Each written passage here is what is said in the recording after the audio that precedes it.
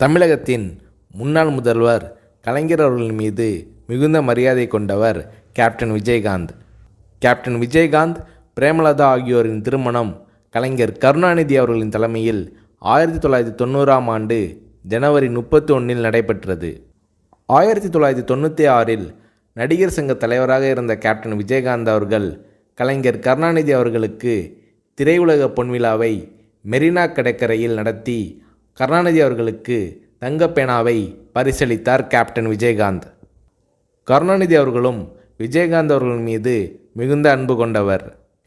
Captain Vijayakanth அவர்களுக்கு புரட்சி கலைஞர் என்ற பட்டத்தை கலைஞர் கருணாநிதி அவர்கள் வழங்கினார். கலைஞர் கருணாநிதி அவர்களின் மறைவின் போது அமெரிக்காவில் சிகிச்சைக்கு சென்றிருந்த கேப்டன் விஜயகாந்த் அவர்கள் அங்கிருந்து வீடியோவில் கண்ணீர் மல்க அஞ்சலி செலுத்தினார். அமெரிக்காவிலிருந்து திரும்பிய பிறகு நேராக கலைஞர் கருணாநிதி அவர்களின் நினைவிடம் சென்று மரியாதை செலுத்தினார் கேப்டன் விஜயகாந்த்.